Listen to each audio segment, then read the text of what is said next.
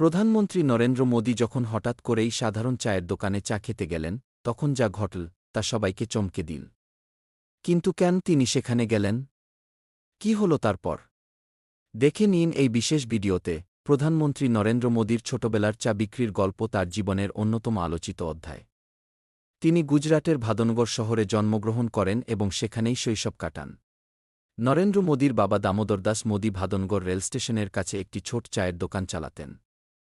ছোটবেলা থেকেই মোদী বাবার সঙ্গে দোকানে সাহায্য করতেন। ট্রেন আসার সময় তিনি প্ল্যাটফর্মে গরম চায়ের কেটলি নিয়ে যেতেন এবং যাত্রীদের কাছে চা বিক্রি করতেন। পরবর্তীতে তিনি ভাইয়ের সঙ্গে মিলে রেলস্টেশনের বাইরে আরেকটি চায়ের দোকান চালান। এখানেই তিনি মানুষের সঙ্গে কথা বলা, বিভিন্ন বিষয়ে আলোচনা ও নতুন কিছু শেখার সুযোগ পেতেন।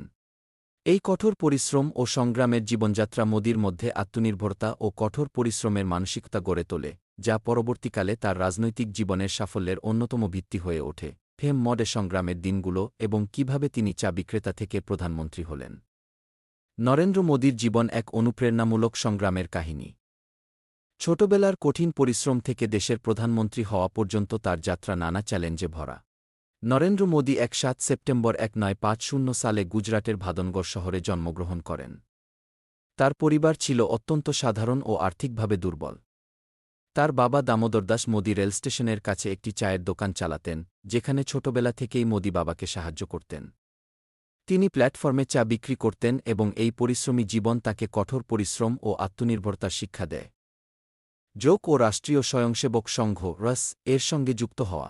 কৈশোরে মোদী বাড়ি ছেড়ে বিভিন্ন আশ্রম ও মঠে ঘুরে জীবন ও যোগশাস্ত্র সম্পর্কে জানার চেষ্টা করেন।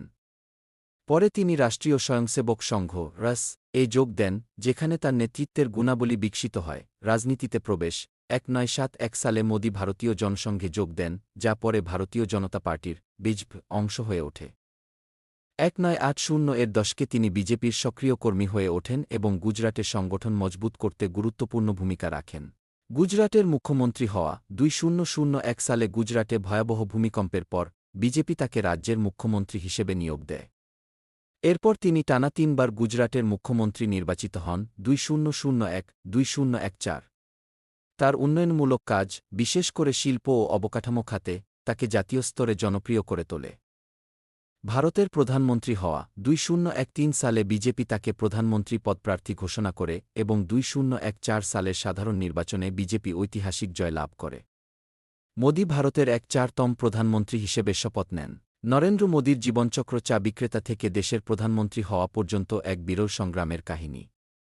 তার আত্মনির্ভরতা, পরিশ্রম ও দূরদর্শী নেতৃত্ব তাকে ভারতের অন্যতম প্রভাবশালী নেতা করে তুলেছে। একজন সাধারণ চাওয়ালা থেকে দেশের সর্বোচ্চ পদে আসা, এটাই মোদীজির জীবনের সবচেয়ে অনুপ্রেরণামূলক দিক।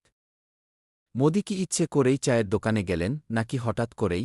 নরেন্দ্র মোদী ইচ্ছে করে চায়ের দোকানে যাননি, বরং পারিবারিক ও আর্থিক পরিস্থিতির কারণে তাকে সেখানে যেতে হয়েছিল। মোদীর বাবা দামোদর দাস মোদী ভাদনগর রেলস্টেশনের কাছে একটি ছোট চায়ের দোকান চালাতেন। পরিবারে আর্থিক সচ্ছলতা না থাকায় ছোটবেলা থেকেই মোদী বাবাকে সাহায্য করতেন। তিনি প্ল্যাটফর্মে চা বিক্রি করতেন এবং ট্রেনের যাত্রীদের কাছে চায়ের কেটলি নিয়ে যেতেন। এটা তার ইচ্ছাকৃত সিদ্ধান্ত ছিল না, বরং পারিবারিক পরিস্থিতির চাপে তাকে এই কাজ করতে হয়েছিল। তবে এই অভিজ্ঞতা তাকে জীবনের কঠোর বাস্তবতা শিখিয়েছে, মানুষের সঙ্গে মেলামেশার সুযোগ দিয়েছে এবং আত্মনির্ভরতার মানসিকতা গড়ে তুলতে সাহায্য করেছে। দোকানের পরিবেশ কেমন ছিল? নরেন্দ্র মোদীর বাবার চায়ের দোকান ছিল একদম সাধারণ, ছোট ও সাদামাটা। দোকানটি গুজরাটের ভাদনগর রেলস্টেশনের কাছে অবস্থিত ছিল। এটি কোনো বড় বা সুসজ্জিত দোকান ছিল না, বরং একেবারেই সাধারণ একটি ঠেলাগাড়ি বা কাঠের ছোট্ট দোকানের মতো ছিল, যেখানে চা তৈরি করা হতো এবং যাত্রীদের কাছে পরিবেশন করা হতো। দোকানের পরিবেশ। সাধারণ কাঠের দোকান বা ঠেলাগাড়ি। দোকানটি খুবই ছোট ছিল, যেখানে একটি চুলা, স্টোভ বা কেরোসিনের স্টোভ থাকত চা তৈরির জন্য।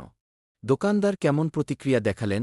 আপনি যদি জানতে চান যে মোদী চায়ের দোকানে কাজ করার সময় তার বাবার, মূল দোকানদারের বা অন্যান্য দোকানদারদের প্রতিক্রিয়া কেমন ছিল, তাহলে সেটা বেশ স্বাভাবিক ছিল। মোদীর বাবার প্রতিক্রিয়া। মোদীর বাবা দামোদর দাস মোদী ছিলেন একজন সাধারণ মানুষ, যিনি নিজের পরিবারের জন্য কঠোর পরিশ্রম করতেন। তিনি চেয়েছিলেন যে তার ছেলে পরিবারকে সাহায্য করুক, তাই মোদীর দোকানে চা বিক্রি করা তার বাবার জন্য গর্বের বিষয় ছিল না, বরং বাস্তবতার অংশ ছিল।